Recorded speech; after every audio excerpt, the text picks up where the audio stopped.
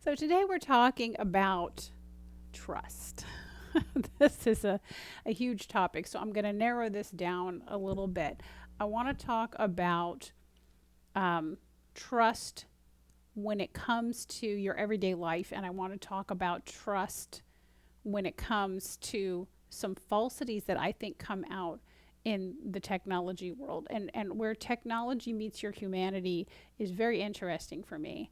And when you can find truth that is the same in the science world as it is in the art world, in the music world, and the spirituality world, then I think you found real truth. So I want to take a look at trust from a few different perspectives. Trust is a measure of risk. So a measure of risk. That means if I trust someone, what I'm saying is, what's the probability that they will work against me? What's the probability that they will do something to harm me? It means that I think the chance of them doing something against me in some way is pretty low, right? So to say I trust you means I think the chance of you being harmful to me is low. Trust is a measure of risk. And you can't wholesale say that you trust someone or you don't trust them, right? That you're 100% or zero. It's a sliding scale, and it's very dependent on the subject matter at hand. I might trust someone's restaurant recommendations, but not their movie recommendations, right? They have a famous saying, in military leadership, which is, like I'd trust you on the field, I would trust you with my life, but would I trust you with my money and my wife? It depends. It's very subject matter dependent. And trust is also dependent on exactly what your goals are and what their goals are. And we've seen this throughout history play out on the world stage. When two countries have similar goals, they can be friends. And they help each other. And it works out very well. But when they each have goals and they can't both have what they want, this is where you run into trouble. And it's the same in your life. If you have a goal and the other person has a goal, it doesn't matter what those goals are, what you want and what they want. If you can both have what you want, then you can work together to help each other achieve that. If you can't both have what you want, now you're going to have a problem. And this gets to the heart of the question, well, how do I know if I can trust someone? Some people approach that by just deciding that right from the beginning, I'm going to trust people completely. It doesn't work out very well. You want to analyze the situation. You don't want to go to the other extreme of that either and say, well, right from the beginning, I'm not going to trust anybody. What you might do instead is say, I'm going to find out what their agenda is. What do they want? What do they want? Personally, professionally, in this life, what are their goals? What are they trying to achieve? What are they trying to make happen? And then I know what I want, personally, professionally, etc. And if we can both have what we want, then there can be trust. So it becomes really actually pretty easy to recognize when you need to be careful in terms of trust with someone. Number one, you need an accurate understanding of what they want. You need to know that you actually know what they want, that they're not lying to you, which there's a whole other factor of trust. But if you can both have what you want, then there's no reason why you can't work together to achieve that, even if your goals are different. If you cannot both have what you want, be careful. In the situation, this is where you get betrayal, right? And trust is just a measure of what's the risk that this person will betray me. So how do you know? Okay, this is what happens.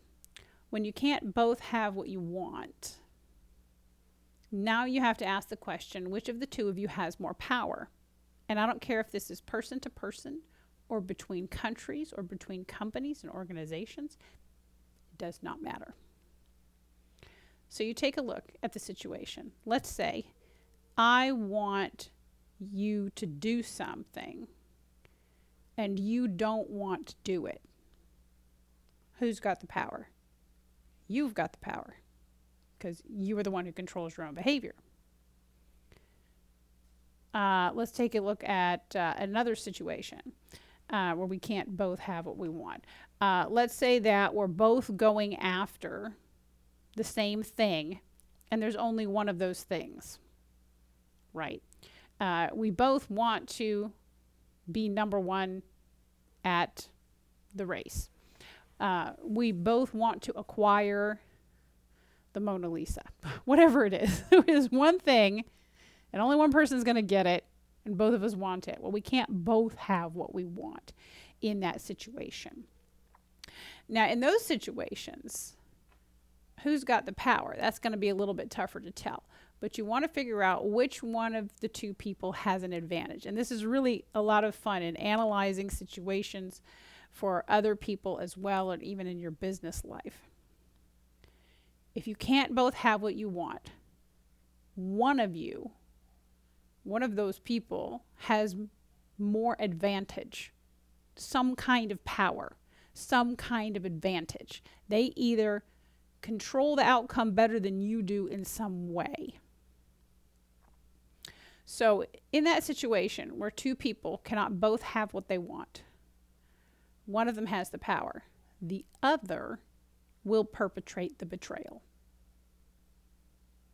And this is how you know who to trust. So let's go over that again. And let me explain it. You cannot both have what you want.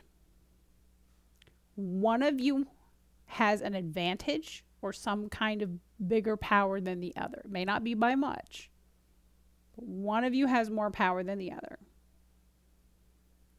The one who does not have the power or advantage will perpetrate the betrayal. Why?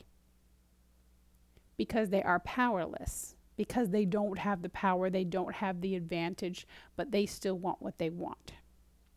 And getting what they want is going to come in front of that.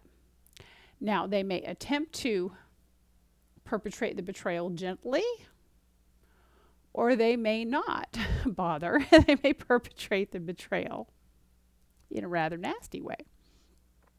But either way, in any situation where you are in conflict with another person, what you want is in conflict with what they want, if you cannot both have what you want, then if you are the one with the power, they are going to be the one who's going to perpetrate the betrayal. I guarantee it. Wait for it. It will happen. Now, sometimes that's you. What if they're the one with the power? You cannot both have what you want. They're the one with the power. You are the one who will perpetrate the betrayal. Watch yourself do it. You may try to do it gently. You may not try to do it gently, but this is the nature of our humanity. And that is the nature of trust. Trust is a measure, just to recap, trust is a measure of risk. What's the probability that you will betray me in some way? Betrayal is a big dramatic word, right? And when I use betrayal here, I mean everything from you might lie, make a tiny lie to me, or you might take me to court. You might, whatever it is.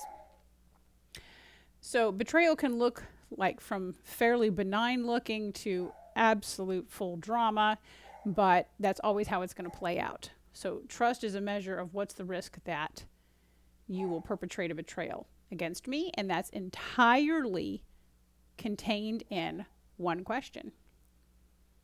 Can we both have what we want? And if we can both have what we want, we can be friends, and it can all work out, right? We can multiply each other's efforts. And so you see this play out in your personal life all the time, but you also see this play out in the business world. You see this play out in the technology world. I don't care what the technology is. It's still all about humanity. It's still about people. I saw a really cool image the other day from SpaceX where they had a great launch and they gathered all the people involved in that project, and they put them out in the launch area. It was a massive number of people. It had to be several hundred people standing in a giant crowd, and they backed off and took a picture of it and said, these are the people behind this project.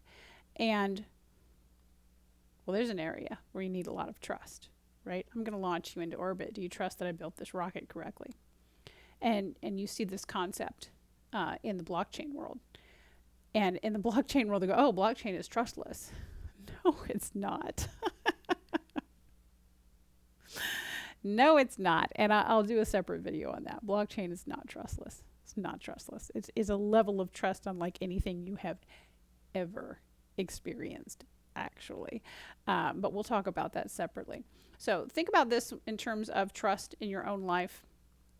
Think about what goals you have, what you're trying to accomplish. Think about the people who you believe are on your side. What do they want? And you really just have to be careful when you're in that situation where you and someone else cannot both have what you want. That's what you need to watch out for. Trust. Fascinating topic. You can message me at my website. Let me know what you think. Let me know what questions and thoughts that you have. Trust, power, and betrayal are fascinating human topics. It's part of our life on this earth. Thanks for joining me. I'm Guru Kathryn. See you later.